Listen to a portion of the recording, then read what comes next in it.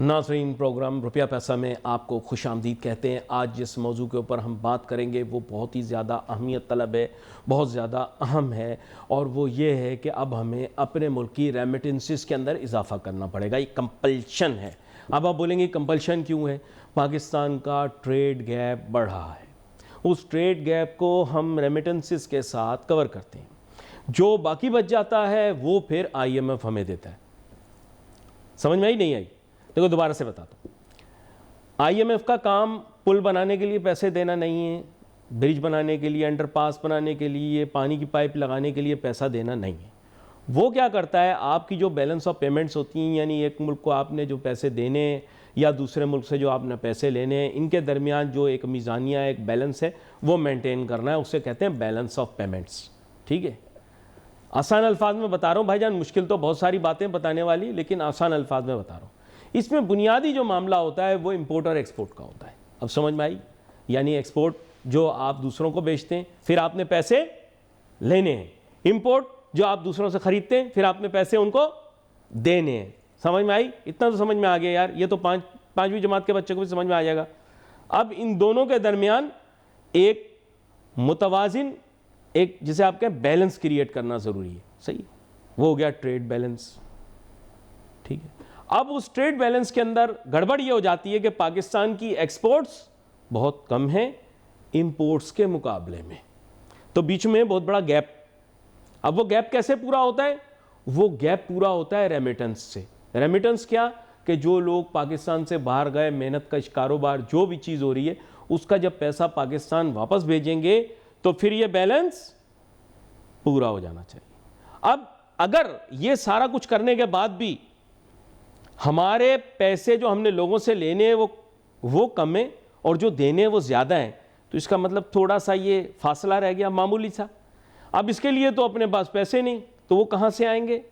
وہ دے گا I am F, پھر یہ ہو جائیں گے برابر۔ اب آیا سمجھ میں؟ اتنی آسان سی بات ہے جو تم لوگوں کو 75 سال میں سمجھ نہیں آئی، یہ آج میں نے آپ کو ٹی وی پہ بتا دی۔ اتنا ایزی ہے یہ، اور کچھ بھی نہیں۔ یعنی یہ جو چھوٹا سا گیپ ہے نا، چھوٹا سا ہوتا ہے یہ گیپ، 1، 1.5، 2، 3 بلین کا، اس سے زیادہ ہو جائے تو پھر تو معاملہ بالکل خراب۔ بس یہ آئی ایم ایف ہمیں دیتا ہے اور اس کے لیے پوری معیشت کے لیے بتاتا ہے کیا کرنا چاہیے۔ پرابلم پھر کہاں آ گیا؟ پاکستان کا پرابلم بالکل یہ نہیں ہے، وہ نہیں ہے، فلانا نہیں ہے، ڈھمکانا نہیں ہے، بلکہ ایکسپورٹ اور امپورٹ ہے۔ لیکن اس کو کور ہم کس سے کر رہے ہیں؟ ریمیٹنس سے۔ جتنے زیادہ پاکستانی باہر کام کرنے کے لیے جائیں گے، یہ کہیں گے خوشی سے چلے جاؤ، کیونکہ آپ جب باہر چلے جاؤ گے پھر اس کے بعد واپس پاکستان اپنے رشتہ داروں کو پیسے بھیجو گے جو کام کرنا چھوڑ دیں گے، کیونکہ جو ہی ایک رشتہ دار باہر چلا جاتا کام کرنے کے لیے، باقی چھوڑ دیتے کام کرنا، وہ بھیجے گا تو چلے گا سسٹم۔ ٹھیک ہے، تو وہ لوگ پیسے بھیجیں گے ان کو اور ان کا سسٹم چلے گا۔ صحیح ہے، اب وہ ترسیلات بڑھانا ضروری ہے کیونکہ گیپ بڑھ رہا ہے۔ سمجھ میں آئی؟ اب ہمیں جوائن کریں گے جناب ظفر پراچا صاحب، جو کہ پریزیڈنٹ ہیں ای کیپ کے، اور ان کے ساتھ ہم بات کریں گے ملک کے اندر ترسیلات کی جو ضرورت اب نئی درپیش ہوگی ہمیں آگے آنے والے سال کے اندر۔ ویلکم کرتا ہوں آپ کو ظفر پراچا صاحب۔ جی شکریہ آپ کا جناب۔ ظفر پراچا صاحب، بنیادی مسئلہ جو مجھے اب دکھائی دے رہا ہے وہ یہ ہے کہ ایکسپورٹس میں ڈکلائن آئے گا۔ میرے خیال آپ تو کئی مرتبہ ماضی میں بھی اس کو بتا چکے ہیں پروگرام میں، لیکن یہ کہ اب ایکسپورٹس کے ڈکلائن کو ریمیٹنسز سے کور کرنا پڑے گا، تو 2-3 ارب ڈالر آپ کے خیال سے کیا ریمیٹنسز کو بڑھایا جا سکتا ہے آلریڈی اس لیول سے؟ جی بالکل بڑھایا جا سکتا ہے، 2-3 ارب ڈالر نہیں، اس سے زیادہ بڑھایا جا سکتا ہے جی، کیونکہ جو پچھلی میری تجاویز کے تحت جو کام ہوا ہے اس میں کچھ بہتری آئی ہے، لیکن جو میں نے تجاویز دی تھی ان کے اوپر مکمل طور پہ عمل نہیں ہوا، کیونکہ ہمارے ہاں پاکستان میں اپنے مفادات بھی ہوتے ہیں لوگوں کے اور اپنی ان کے کچھ مقاصد بھی ہوتے ہیں۔ تو اگر ہم اس کو اس کے اوپر توجہ دیں، ہوم ریمیٹنس کے اوپر، اوورسیز پاکستانی پہ، تو آپ کوئی بڑی بات نہیں ہے کہ اگلے 2 سے 3 سال میں یہ اماؤنٹ ڈبل ہو جائے، 2-3 ارب ڈالر نہیں، ڈبل ہو جائے۔ اور وہ تجاویز جو میں آپ کے ذریعے پہلے بھی دے چکا ہوں ان کو ریپیٹ کرنا چاہتا ہوں کہ آپ کو اوورسی پاکستانی کو اور ایکسچینج کمپنیز کو ایکسپورٹ انڈسٹریز کا درجہ دینا پڑے گا۔ ہاں یہ اور جو آپ تھرو مختلف پروگرام جو انسینٹیو اور ریبیٹ دے رہے ہیں منی ٹرانسفر کمپنیز کو یا اوروں کو یا تھرو پی آر آئی، وہ آپ کو ڈائیورٹ کرنی پڑیں گی اوورسیز پاکستانی کی طرف. جی اگر آپ وہ کر لیتے ہیں تو آپ اگلے 2 سے 3 سال میں اس اماؤنٹ کو $60 بلین پہ لے جانا کوئی بڑی بات نہیں ہے. وہ اس لیے کہ کیونکہ یہ گرو تو ہو رہا ہے بزنس، جو ریمیٹنسز ہیں یہ ہر سال 10-15%، 20% گرو تو ہو رہی ہیں. جی تو اس کے ساتھ اگر ہم ایڈیشن اور کام کر دیں گے تو آسانی سے گرو ہو جائے گا. جبکہ جو ہماری ابھی تک توجہ پوری ایکسپورٹ کی طرف ہے، جس نے پچھلے 20-30-40 سال میں انتہائی مایوس کن کارکردگی دکھائی ہے، جی اور بہت بڑے بڑے انسینٹیو لینے کے باوجود، یعنی کہ 30 سے 35% ریبیٹ بھی ہم ان کو دیتے ہیں، انسینٹیو بھی دیتے ہیں، اور وہ وہیں کے وہیں کھڑے ہیں، اور ان کی جو ڈیمانڈز ہے، جو وش لسٹ ہے، وہ کم نہیں ہو پاتی. جی آپ مجھے سن رہے ہیں؟ جی میں آپ کی بات بڑے غور سے سن رہا ہوں. جی. اور ان کی جو وش لسٹ ہے ابھی، ان کی جو سب سے بڑی ان کی خواہش ہے کہ آپ پاکستان کا روپیہ ڈی ویلیو کریں، جبکہ جو آپ کے جو فائنینشیل کریڈینشلز کہتے ہیں وہ یہ کہتے ہیں کہ آپ کا روپیہ ری ویلیو ہونا چاہیے، اور وہ ری ویلیو ہو رہا ہے. 340 سے 280 روپے پہ آ گیا ہے، جی جی جس میں آپ کے آرمی چیف ہوں، ان کی ٹیم ہو، موجودہ حکومت ہو، اسٹیٹ بینک ہو، اسٹیٹ بینک کے گورنر ہوں، وہ سب ایک پیج پہ ہیں، اور ایکسچینج کمپنیز کا بھی اس میں بڑا رول ہے. جی لیکن ہو کیا رہا ہے گراؤنڈ کے اوپر کہ ایکسچینج کمپنیز کو مزید ٹائٹ کیا جا رہا ہے اور ان کو اوور ریگولیٹ کیا جا رہا ہے، ان کے بزنس کو. تو بجائے کو فیسیلیٹیٹ کرنے کے اور ہمارے ایونیوز کم کیے جا رہے ہیں. اس سے یہ ہوگا کہ خدا نہ کرے آپ کی جو ہوم ریمیٹنس ہے وہ متاثر ہوگی. دیکھیں اصل میں یہ جو علامہ مفتاح اسماعیل صاحب ہیں نا، جی یہ ستیہ ناس ان کے دور سے ہونا شروع ہوا، اور ظاہری بات ہے ان سے پہلے اسد عمر صاحب بھی بیڑا غرق ہی کر کے گئے تھے سسٹم کا. تو پھر انہوں نے مزید اس کا بیڑا غرق کیا. پھر شارٹ کٹ ترین صاحب آئے، معذرت منہ سے نکل گیا میرے، شوکت ترین صاحب آئے، انہوں نے مزید بیڑا غرق کیا. تو یہ جو ایک تسلسل سے بیڑا غرق کر رہے تھے نا یہ لوگ، اس کی وجہ سے ڈالر کو بڑا نقصان ہوا. اس کو بریکیں لگاتے لگاتے جو ہے نا یہ بات پہنچ گئی 330 روپے تک. پھر اس کے بعد آپ کو پتہ ہے یہی جو پس منظر آپ نے بتایا کہ کس طرح محنت کر کے کاوش کر کے سارے اداروں نے اس کو کنٹرول میں لائے. لیکن یہ جو ستیہ ناس ہونے کا سلسلہ تھا یہ جناب مفتاح اسماعیل صاحب کے دور سے شروع ہوا تھا. انہوں نے جسٹیفیکیشن یہ کریٹ کی تھی، جس کے بعد پھر معیشت کو اور ڈالر کے مقابلے میں روپے کا بیڑا غرق کرنے کا جو سلسلہ تھا، یہ مفتاح اسماعیل صاحب، جو آپ نے سنا ہوگا آج کل بچوں کی سالگرہوں پہ جا کر بھی کیک کاٹ رہے ہیں وہ. جی. بات یہ آپ نے جو نام لیا نا اسد عمر صاحب کا، تو میں وہاں سے کہنا شروع کروں گا کہ زیادہ بیڑا غرق وہاں سے ہوا. جی انہوں نے تو بالکل ہی ستیہ ناس کر دیا نا کم از کم. لیکن وہ شٹ اپ تو ہیں، چپ تو بیٹھے ہوئے ہیں. جی ہاں وہ چپ کے بیٹھے ہوئے ہیں، ٹھیک ہے. لیکن انہوں نے جو پہلے کہا کہ ہم آئی ایم ایف کے پاس نہیں جائیں گے، خودکشی کر لیں گے اور یوں کر لیں گے، اور وہ پتہ نہیں کہیں مجھے نہیں سمجھ میں آیا کہ جو پی ٹی آئی اور جو اس کے لوگ ہیں وہ کون سی دنیا میں کون سا نشہ کر کے اور وہ باتیں کرتے ہیں.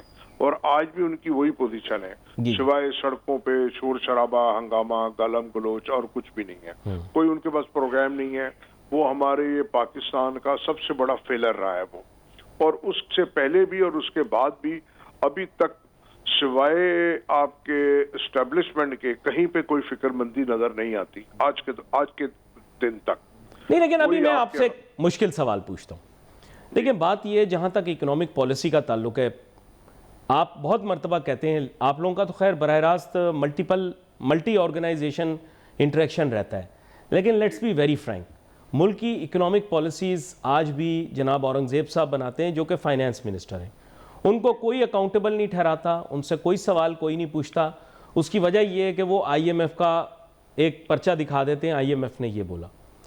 ابھی تک کوئی بھی کابینہ میں یہ سوال نہیں اٹھاتا، کوئی پوچھتا نہیں ہے کابینہ میں کہ آپ لوگوں کی اکنامک پرفارمنس کیا ہے، کیا کوآرڈینیشن ہے. ای سی سی کی پرفارمنس کوئی نہیں دیکھتا، فیصلے سارے وہی کرتے ہیں. تو آپ مجھے بتائیں سر، دیکھیں صحرا بھی وہی پہن لیتے ہیں اور ذمہ داریاں بھی ساری انہی کے سر پر ہیں، لیکن کوئی ان سے سوال کیوں نہیں کر رہا فائنینس منسٹر سے, کابینہ سے, ای سی سی سے, کہ بھائی آپ لوگ اپنی اکنامک پرفارمنس دکھائیں نا. دیکھیں جناب, بات یہ ہے کہ ہمارے ہاں جو اکاؤنٹیبلٹی کا نظام ہے نا وہ نہیں ہے. چاہے وہ گورنمنٹ کا کوئی ادارہ ہو, فائنانس کا ہو, یا پلاننگ کا ہو, یا ٹیکسز کا ہو, یا ہمارے پی ایم آفس ہو, یا ہمارے یہاں عدلیہ ہو.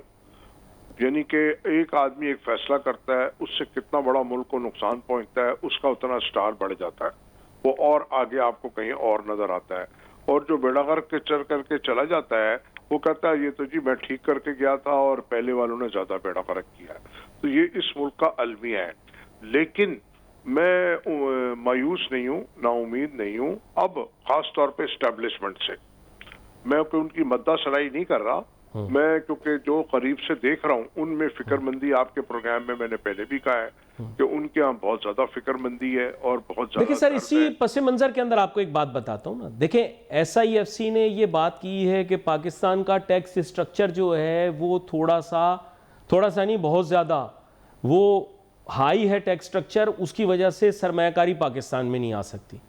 تو اب ڈیسیجن ٹیکس اسٹرکچر کو چینج کرنے کا یہ فائنینس منسٹری کا ہے اور ایف بی آر کا ہے. اس میں ڈائریکٹ انٹرونشن تو نہیں ہو سکتی نا. دیکھیں آپ اور میں دونوں جانتے ہیں, ٹھیک ہے ہم کامیابی کا صحرا اسٹیبلشمنٹ کو پہناتے بھی ہیں اور وہ بالکل اس کے حقدار بھی ہیں, لیکن جو ڈیسیجن میکنگ ہے we have to understand that decision making is being done by F B R, it is being done by finance ministry when it comes to policy of taxes, it is with the finance ministry and economics division when taking decisions with this regard.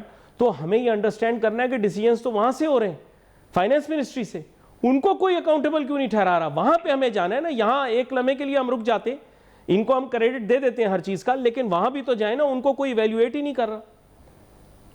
دیکھیے جناب, بات یہ ہے جو establishment ہے وہ کسی بات کا کریڈٹ نہیں لے رہی اور ہمیشہ سے وہ پیچھے بیٹھ کے ہی کام کرتے ہیں, جس کو کہتے ہیں نا گمنام ہیرو یا گمنام سپاہی, یہ وہ لوگ ہیں. ہاں, اب آپ نے جو ایس آئی ایف سی کی بات کی اس میں کوئی شک نہیں ہے, میری نظر میں یہ ٹوٹل فیلر ہے. یعنی کہ آرمی چیف فیلڈ مارشل کی ذاتی دلچسپی لینے کے باوجود بھی وہ ٹریپ ہو گئے ہیں ان لوگوں کے ہاتھ میں, اور کوئی انویسٹمنٹ نہیں آئی, کوئی کچھ نہیں آئی. جہاں تک اکاؤنٹیبلٹی کی بات ہے تو یہ ایک ایسا نیکسس ہے بیوروکریسی کا, سیاستدانوں کا اور حکمرانوں کا, یعنی کہ ایلیٹ کلاس کا. یہ ایسا نیکسس ہے جس کو توڑنے میں ابھی تک کوئی کامیاب نہیں ہوا, اور اب وقت آ گیا ہے. اختیار ان کے پاس ہے, میں آپ کو کلیئر بات بتا دوں, سارا اختیار فائنینشل ڈیسیجن میکنگ کا اس وقت فائنینس منسٹر کے ہاتھ میں. میں آپ کو کلیئر بات کر رہا ہوں, کوئی دو رائے اس بارے میں ہے ہی نہیں. ٹھیک, یہ آپ کی بات وجہ ہے کہ کوئی دو رائے نہیں ہے, اور اسی لیے ایس آئی ایف سی ابھی تک جو اس کو کارکردگی دکھانی تھی وہ نہیں دکھا پائی. دیکھیے نا, آپ نے ایک یہ دیکھا F B R chairman independent ہے, ایف بی آر چیئرمین نظام سے اپنے نظام کے حساب سے چل رہے ہیں, فلی امپاورڈ ہیں. اس میں کوئی دو رائے آپ کے ذہن میں کہ ایف بی آر کے چیئرمین فلی امپاورڈ ہے؟ جی بالکل ایسا ہی ہے, فلی امپاور ہیں. ایف بی آر کے چیئرمین, منسٹر, سب کے سب وہ امپاور ہیں, اور وہ ابھی تک اپنا قبلہ درست کرنے میں صحیح نظر نہیں آتے ہیں. اور میں پھر بات کروں گا اسٹیبلشمنٹ کی, پی ایم صاحب, پرائم منسٹر صاحب کی, اوروں کی, وہ کرنا چاہ رہے ہیں. اور آپ نے ایک بات کا ذکر کیا, آئی ایم ایف, کہ آئی ایم ایف کا نام لے کے اس کے شولڈر استعمال کر کے یہ ٹیکسز تو لگا دیتے ہیں, پابندیاں تو لگا دیتے ہیں, لیکن جب کمی کرنے کی بات آتی ہے یا کچھ آتا ہے تو پھر یہ وہ بھی آئی ایم ایف کے اوپر ڈال دیتے ہیں. اچھا, میں اب آپ کے سامنے ایک اس کی زندہ مثال رکھتا ہوں. آپ لوگ فوریکس کمپنیز ہیں, آپ کے ہاں جتنی اوور ریگولیشن ہوئی ہے یہ آئی ایم ایف کا پھرا دکھا کے کروائی گئی ہے. مجھے نہیں پتا آئی ایم ایف نے کہا تھا یا نہیں کہا تھا, لیکن جتنی اوور ریگولیشن آپ کے اوپر کی گئی ہے, اس تک کہ FE25 کا بھی جو انہوں نے ستیہ ناش کیا ہے, جن بینک اکاؤنٹوں کے ذریعے ہی پاکستان کے اندر ڈالر کا اتنا بڑا ذخیرہ جمع ہوتا تھا, اب آپ کو پتہ ہے کہ وہ اس وجہ سے رک گیا کیونکہ انہوں نے آئی ایم ایف کا پھرا دکھا دیا. لیکن یہ کہ آئی ایم ایف نے 4-6 کام اور بھی تو بولے تھے, اس کے لیے ہیلے, بہانے, ڈرامے. انہوں نے کہا کہ بھائی آپ اپنے پاور سیکٹر کو ریفارم کرو. ریفارم کیا؟ کوئی ریفارم نہیں کیا.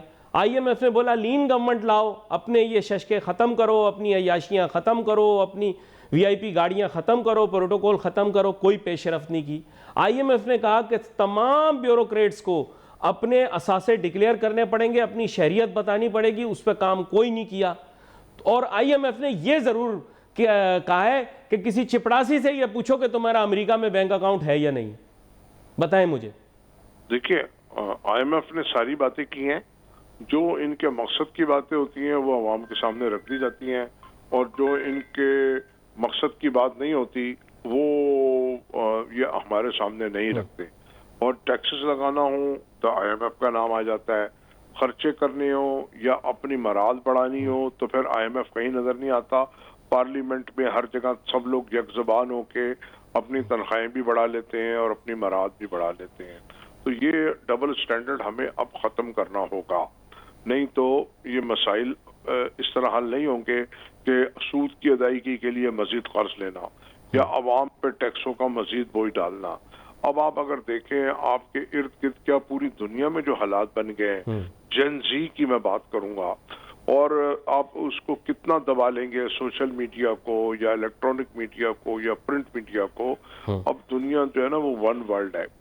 تو اس چیز کے اوپر بھی نظر رکھنی چاہیے کہ ہمارے پڑوسی ملک میں کیا حال ہو رہا ہے اور اس سے پہلے دیگر پڑوسی ملکوں میں کیا حال ہوا ہے۔ تو عوام بہت تنگ ہے، سانس اور روح کا رشتہ رکھنا محال ہے، اتنی زیادہ مہنگائی بڑھ گئی ہے، لوگ خودکشیاں کر رہے ہیں۔ اب انہوں نے عوام کو الجھا دیا ہے FIRs کے اوپر، ٹریفک چلان کے اوپر، اور وہ جو کیمروں کے ذریعے چلان ہو رہے ہیں، یعنی کہ وہ نہیں تو ہمیں گناہ بے لذت میں کیوں پھنساتے ہیں سر؟ دیکھیں آپ ایک بات کلیئر کریں۔ ایک بات میں کہنا چاہوں گا کہ وہ جو کیمرے وہ جو لگے ہوئے ہیں ہمارے یہاں سیف سٹی کے کیمرے، وہ بھی بڑے سمجھدار ہیں۔ وہ صرف اور صرف عوام کو کا ٹریفک چلان تو کرتے ہیں، لیکن وہ جو ڈاکو ہیں، لوٹ مار کرنے والے ہیں، دہشت گرد ہیں، ان کی تصویر نہیں پکڑتے وہ۔ تو وہ یعنی کہ ایسا ان کو ایگزمپشن دی گئی ہے ان لوگوں کو کہ وہ کہیں نظر نہیں آتے سوائے عوام۔ سر یہ تو تسلیم شدہ فیکٹ ہے کہ ٹریفک وائلیشن، میں کسی اور کا ذکر نہیں کر رہا، ٹریفک وائلیشن زیادہ سرکاری گاڑیاں کرتی ہیں۔ ٹریفک وائلیشن یہ ایک فیکٹ ہے، میں آپ کو بتا رہا ہوں۔ ٹریفک وائلیشن اگر آپ نے دیکھنی ہے، آپ کو ٹریفک وائلیشن سب سے زیادہ ہری نمبر پلیٹ کی گاڑی کرے گی۔ اور میں نے کئی مرتبہ یہ کہا ہے، بہت سارے حکمران آتے جاتے رہتے ہیں، میں ان کو کہتا ہوں، میں خود گریڈ 21 سرکاری افسر کا بیٹا ہوں جو ریٹائر ہو چکے ہیں اور اللہ کو پیارے بھی ہو چکے ہیں میرے والد صاحب، لیکن جب وہ حیات تھے میں تب بھی انہیں یہی کہتا تھا کہ ہری نمبر پلیٹ جو ہے یہ اس ملک کے لیے ایک وہ بن گئی ہے وبال جان، ہری نمبر پلیٹیں ختم کی جائیں، اس کی جگہ سب کو ایک نمبر پلیٹ ملنی چاہیے، چاہے وہ سرکاری گاڑی ہو یا عام گاڑی ہو، ہری نمبر پلیٹیں نہیں ہونی چاہیے، کیونکہ اس کی وجہ سے پریفرنس کا ایک تاثر دیا جاتا ہے اور ٹریفک وائلیشن زیادہ تر سرکاری گاڑیاں کرتی ہیں، آپ مانیں یا نہ مانیں۔ جی ایسے ہی ہے جی، سرکاری گاڑیاں آپ کو نظر آئیں گی بے تحاشا بنگلوں کے باہر کھڑی ہوئی، وائلیشن کرتی ہوئی، چھوٹے بچے چلاتے ہوئے، اور اس کے ساتھ ساتھ جناب اور پبلک ٹرانسپورٹ، مزے کی آپ کو بات بتاؤں، second violator public transport, trucks, buses, dumpers and water tankers. اگر آپ نے کراچی شہر کو اگر آپ نے دیکھنا ہے، اگر آپ ان کی ٹریفک وائلیشن دیکھیں گے آپ حیران رہ جائیں گے کہ ان کی اس کی وجہ ہے نا، وہ جو ہیوی ٹریفک کی ٹریفک وائلیشن کی وجہ ہے وہ کسی بھی چھوٹے آدمی کی نہیں ہے، وہ ان میں بڑے بڑے لوگ ہیں، سرکاری بھی اور ایلیٹ کلاس کے پانی کے ٹینکر ہیں جو آپ نے دیکھا کہ، اور جو ڈمپر ہیں اگر ایک دو لوگوں نے غصے میں جلا دیے تو ان کو گھروں سے ڈھونڈ ڈھونڈ کے ان پہ FIR کی گئی۔ یعنی کہ عوام اور حکومت میں اتنی نفرت بڑھ چکی ہے کہ جو میں نے آپ سے جین زی کا لفظ استعمال کیا ہے، خدا نہ کرے کنٹرول حالات آؤٹ آف کنٹرول نہ ہو جائیں، ٹھیک ہے نا۔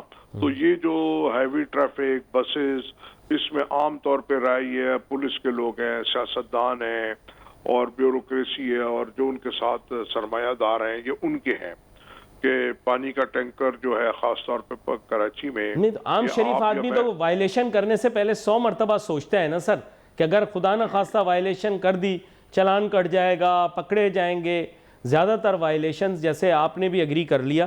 خیر اب میں دوبارہ سے مین موضوع کی طرف آتا ہوں سر. تھوڑے سے اٹک پھنس گئے ہم. مسئلہ یہ ہے کہ آپ نے کہا کہ اگر یہ کریں تو ایک علیحدہ بات ہے, لیکن پرابلم یہ ہے کہ اگر تو انہوں نے کیا نہیں ہے, لیکن 2 سے 3 ارب ڈالر آپ کیسے بڑھائیں گے, کیونکہ ٹائم تو کم ہے آپ لوگوں کے پاس. آپ کے پاس 6 مہینے ہیں, 6 مہینے کے اندر 3 ارب ڈالر ہو سکتا ہے ایکسپورٹ اس سے اور بھی ڈکلائن کر جائے, میں کچھ نہیں کہہ سکتا, لیکن وہ 3 ارب ڈالر کیسے پورے ہوں گے؟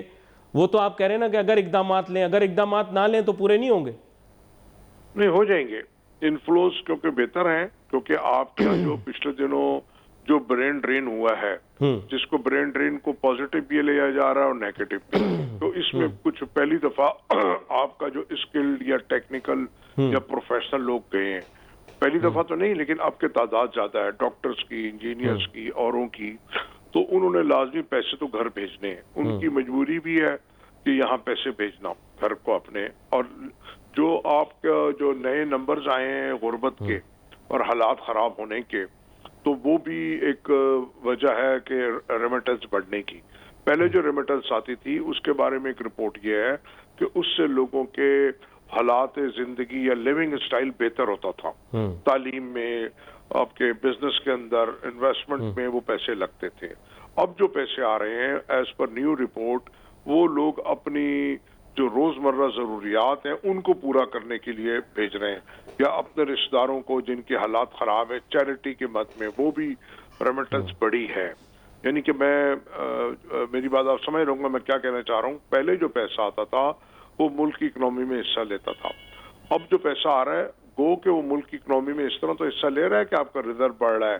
اچھا میں نے آپ سے ایک چیز پوچھنی تھی بڑی اہم, ایک تو انورڈ ریمیٹنس ہے, ایک آؤٹ ورڈ ریمیٹنس ہے. اچھا میں آپ سے بڑا ٹیکنیکل سوال پوچھوں گا. مسئلہ یہ ہے کہ ابھی بھی Pakistanis remain one of the top buyers of real estate in the Middle East, ٹھیک ہے سر, اور ابھی بھی قسطیں جا رہی ہیں, ماہانہ پیمنٹس ہو رہی ہیں. آپ لوگوں کے ذریعے نہیں جا رہی, جو میرا خیال ہے وہ یہ کہ منی چینجرز کے ذریعے بھی نہیں جا رہی, اور میرا ایسا خیال ہے کہ بینکنگ ڈیٹا سے یہ ظاہر ہوتا ہے کہ بینکنگ چینل سے بھی نہیں جا رہی, رائٹ؟ تو پھر وہ پیمنٹس کیسے جا رہی ہیں, مجھے صرف اتنا بتا دیں. دیکھیے جی, جو بھی پیمنٹس ہیں اگر گورنمنٹ کی پیمنٹس ہیں تو وہ تو تھرو بینکنگ چینل ہی جاتی ہیں. نہیں یہ جو ریئل اسٹیٹ کی پیمنٹس کر رہے ہیں وہاں پر بکنگیں کرا رہے ہیں, آپ کو پتا ہوگا ابھی بھی مارکیٹ سے جا رہی ہے, یہ تو جا ہی نہیں سکتی, ٹھیک ہے نا جی, یہ تو جا ہی نہیں سکتی. یہ جو ہر جگہ آپ کے 5 اسٹار ہوٹلز میں یا 3 اسٹار ہوٹلز میں, یا تو اب تو جناب آپ کے جو یہ ہوتے ہیں میرج ہالز, وہاں پہ بھی عام طور پہ یہ پروگرام چل رہے ہیں, اور آپ سوشل میڈیا دیکھیں وہ بھرا ہوا ہے. تو وہ جو پیمنٹ جا رہی ہے وہ تو گرے مارکیٹ سے جاتی ہے, ہنڈی حوالہ سے. نہیں پیریڈ 1 منٹ, وہ کہہ رہے ہیں کہ ہم پی کے آر میں ریسیو کر لیتے ہیں پیسے, لیٹ سے رفلی, اگر وہ پی کے آر میں ریسیو کر لیتے ہیں تب بھی تو پیسے ان کو باہر ہی لے کے جانے, وہ اس صورت میں بھی نہیں لے جا سکتے, رائٹ؟ Am I correct? جی بالکل بالکل ایسے ہی ہے, ایسے ہی ہے. تو پھر یہ پیسے کیسے جا رہے ہیں سر؟ وہاں کے ریکارڈز میں آ رہا ہے ابھی بھی کہ ہم ٹاپ بائرز ہیں, ایسا کیسے ہو سکتا ہے؟ ٹاپ بائر ہیں دبئی کے اندر, پاکستانی ٹاپ بائر ہیں, اور ٹاپ لسٹ ہے پاکستانی جو نیو کمپنیز رجسٹرڈ ہوئی ہیں دبئی کے اندر, ٹھیک ہے جناب, ٹاپ پہ ہیں دونوں نام. دیکھیے یہ پیسے تھرو پراپر چینل نہیں گئے نا سر, دیکھیں مجھے جواب دیں, یس, یہ اس کا مطلب یہ پیسے تھرو پراپر چینل نہیں گئے, منی چینجر سے نہیں جا سکتے, یہ انلیگل طریقے سے جا رہے ہیں. اور اس میں آپ کا جو ایپس ہیں وہ استعمال ہو رہی ہیں, کرپٹو کرنسی استعمال ہو رہی ہیں, اور جو ایک روایتی طریقہ ہے ہنڈی حوالے کا وہ استعمال ہو رہا ہے, کیونکہ investment out of Pakistan without state bank permission آپ کر ہی نہیں سکتے. ویری سمپل, اسٹیٹ بینک یہ پرمٹ کر نہیں. ایک بات پوچھ رہا ہوں آپ سے کہ اگر کوئی بینکاری چینل سے بھی لے جانا چاہتے ہیں, دیکھیں we have to be realistic, تو ایک یونٹ آپ کو پتا ہوگا وہاں پر ایک یونٹ 10 کروڑ کا بھی بک رہا ہے, 20 کروڑ کا بھی بک رہا ہے, 40 کروڑ کا بھی بک رہا ہے. اتنی بڑی رقم تو اسٹیٹ بینک بھی نہیں جانے دے گا, نہیں؟ ہلو جی, میرے پاس چونکہ وقت مختصر تھا آج, تو میں آپ کا شکریہ ادا کروں گا. اب ریشنلی دیکھیں, ایشو کو دیکھتے ہیں. ایک طرف ایکسپورٹس کا ڈکلائن, اس کو کور کر لیں گے ریمیٹنسز کے ساتھ, لیکن پرابلم یہ ہے کہ ملک کی امپورٹس جو ہیں وہ بھی بڑھ رہی ہیں. اب اس کو کیسے کور کریں گے؟ نہیں دیکھو یہ بات یہ ہے کہ ایک طرف سے پکڑیں تو مسئلے کا حل نکل آئے نا. ابھی ہمارے فاضل مہمان نے کہا چلو ہم آف سیٹ کر دیں گے ریمیٹنسز کے ذریعے، لوگ جا رہے ہیں باہر وہ پیمنٹ اور بھیجیں گے. ویسے تو میں اس میں ایگری نہیں کرتا کہ پاکستانیوں کو ملک سے باہر جانا چاہیے. میرے خیال سے تو ہمیں ملازمت کے مواقع اپنے ملک میں ہی پیدا کرنے چاہیے. لیکن چلو اگر آپ لوگ یہ سب کرنا چاہتے ہیں تو میں کہاں روک سکتا ہوں. یار میں نے اصلاح کرنی چھوڑ دی، آپ لوگوں کی اصلاح ممکن نہیں ہے. لیکن پھر بھی بات کرنے کے لیے تو کوئی نہ کوئی مواد تو چاہیے ہی ہوتا ہے نا. چاہے انسان اصلاح کر سکے نہ کر سکے، کم از کم حق بات کر دے، صحیح بات کر دے، اتنا ہی کافی ہے. مسئلہ یہ ہے کہ اب امپورٹس کو کیسے کم کریں گے؟ امپورٹ تو کم نہیں ہوگی. آبادی کو روک دیں گے کیا؟ نہیں. مجھے بتاؤ لاجیکلی اس سوال کا جواب دو کہ کیا آبادی کی بڑھنے کی رفتار کو کم کر دیں گے؟ ہمیں جوائن کریں گے جناب عابد سلیری صاحب، ملک کے معروف معیشت دان ہیں، کسی تعارف کے محتاج نہیں ہے. ویلکم کرتا ہوں آپ کو عابد سلیری صاحب. جی بہت شکریہ. عابد سلیری صاحب، آپ چونکہ ایک محقق بھی ہیں اور میں دیکھتا رہتا ہوں آپ معیشت کے متعلق بہت ساری باتیں کرتے بھی ہیں، مقالے بھی آپ کے آتے ہیں.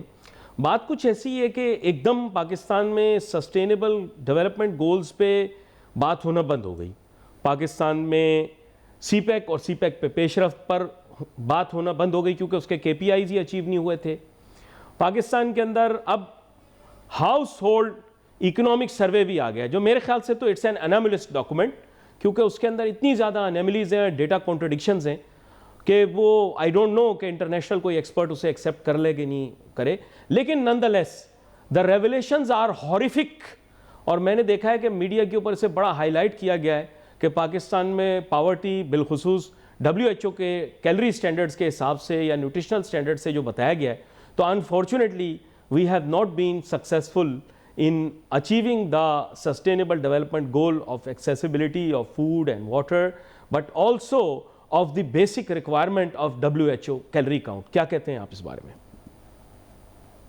جی بہت شکریہ. حائز کی اگر ہم بات کرتے ہیں house hold income expenditure survey, وہ جو بھی ایک اسٹینڈرڈ میتھڈالوجی ہوتی ہے اس کے مطابق اس کو ڈیٹا وغیرہ انہوں نے اکٹھا کیا.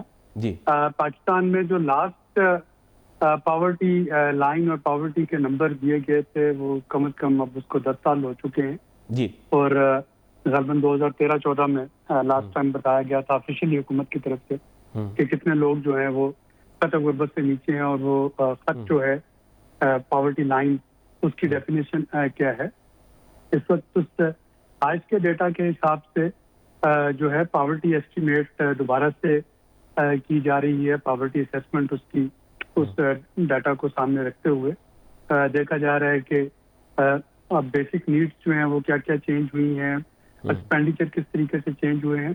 لیکن ایک چیز جو کہ حائز کے جو نمبرز میں بڑی ڈرانے والی ہے وہ یہ ہے کہ اگر ہم دیکھتے ہیں کسی بھی ایک پاکستانی گھر میں جو اخراجات، تو پہلے نمبر پہ جو خرچہ ہے وہ ہے آپ کا کھانے پینے کا، اور دوسرے نمبر پہ ہے ہاؤس رینٹ کا اور یہ یوٹیلیٹیز کا، بجلی پانی گیس. یہ دونوں مل کے تقریباً 50% سے زیادہ جو ہے یہ خرچہ ہوتا ہے ایک عام گھرانے کا، ایوریج گھرانے کا.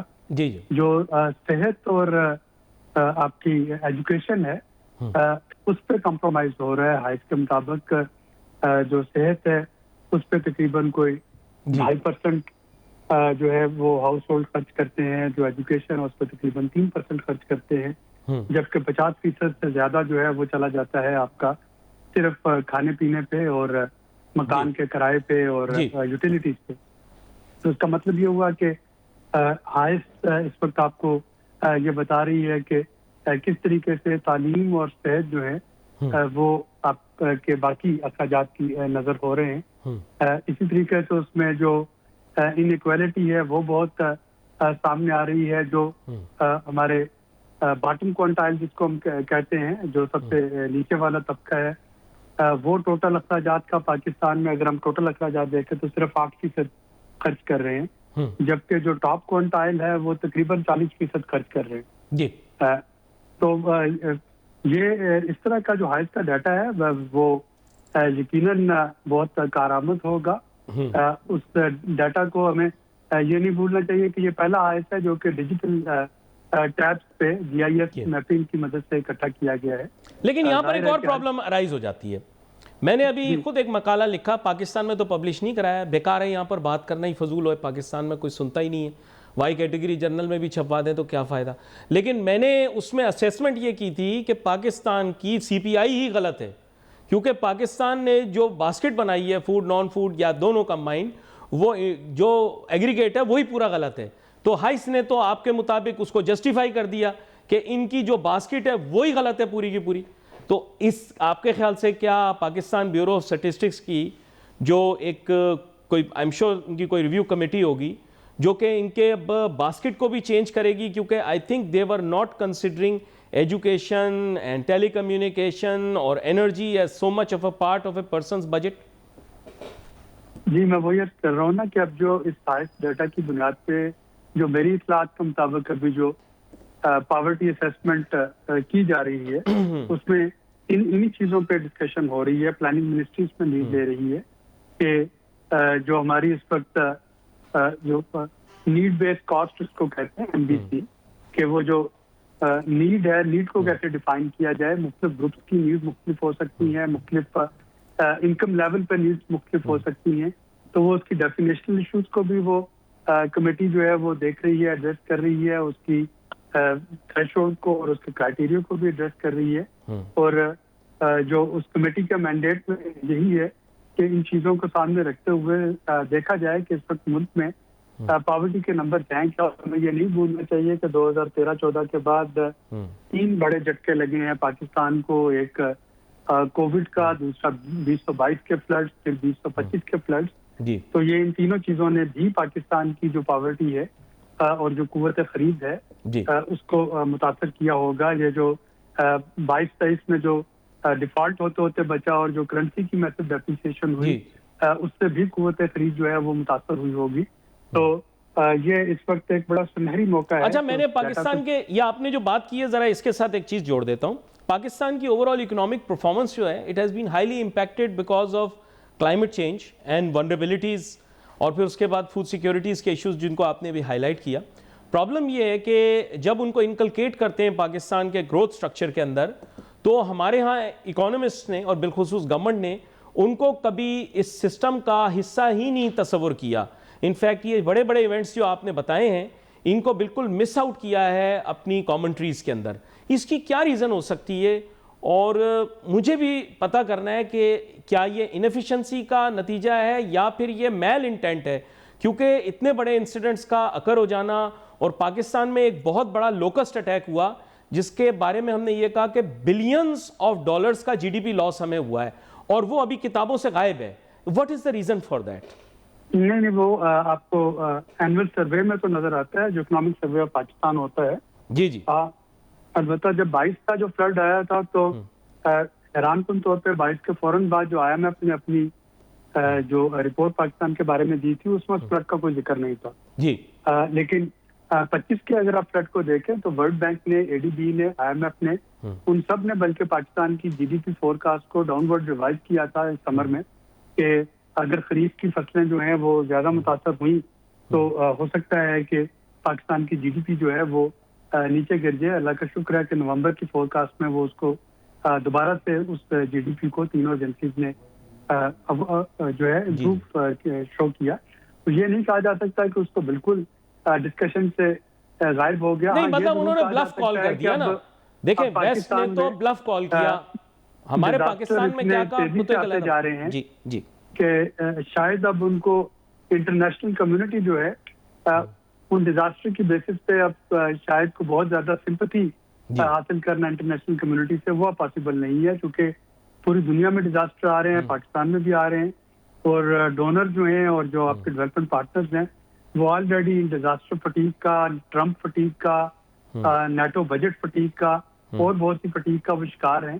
تو شاید اب ان کو اس طریقے سے انٹرنیشنل کمیونٹی توجہ نہیں دے رہی جس طریقے سے دی جاتی. آپ نے دیکھا 25 کے فلڈس میں بالکل کسی قسم کی آپ کو انٹرنیشنل کمیونٹی نے کوئی توجہ نہیں دی، اور یہی وجہ تھی حکومت نے رائے کی طور پہ کوئی انٹرنیشنل اپیل بھی لانچ نہیں کی ان فلڈ میں ریہیبلیٹیشن کے لیے. دیکھیں میں آپ کو یہ مثال میں نے آپ کو اس لیے دی کیونکہ 6 مہینے گورنمنٹ نے یہ گیم کھیلنے کی کوشش کی. گورنمنٹ نے بھی کھیلی، لوگوں نے بھی کھیلی کہ پاکستان میں بہت بڑا ٹڈی دل کا حملہ ہو گیا ہے. کچھ لوگ اسے ٹڈی دل کہتے ہیں، کوئی کہتا ہے ٹڈی دل.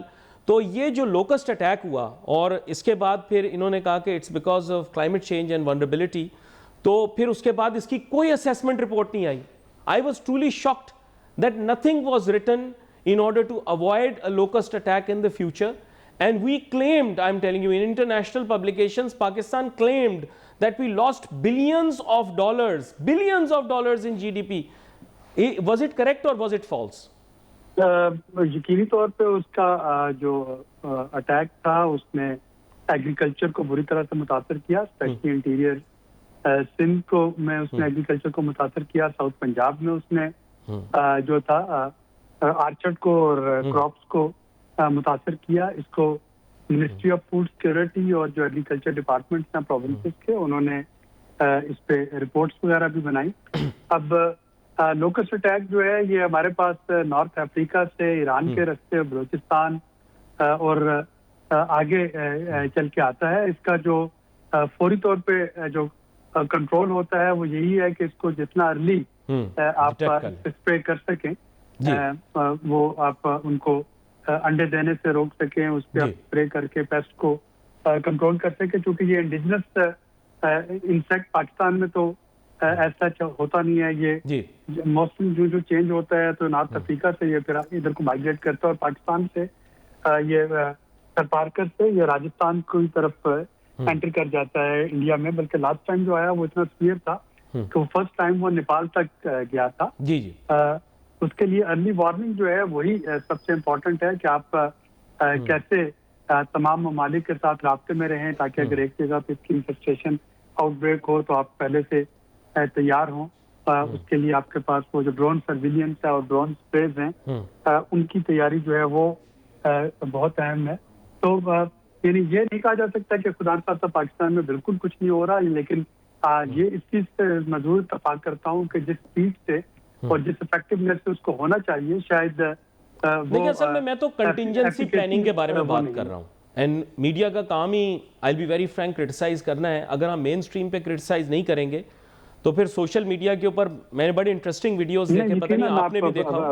بجا فرما رہے ہیں، لیکن میں چونکہ گورنمنٹ کا حصہ نہیں ہوں یا سرکاری کسی ایجنسی یا ڈپارٹمنٹ سے میرا تعلق نہیں ہے، تو میرا یہ فرض ہے کہ اگر حکومت کہیں پہ کچھ بہتر کر رہی ہے تو اس کو میں ہائی لائٹ کروں، نہیں کر رہی تو اس کو ٹکا کے کرٹیسائز کروں اور اس کو نہیں. دیکھیں میں why I am putting it in front of you is because I remember that we were one of the first countries to have a Ministry of Environment.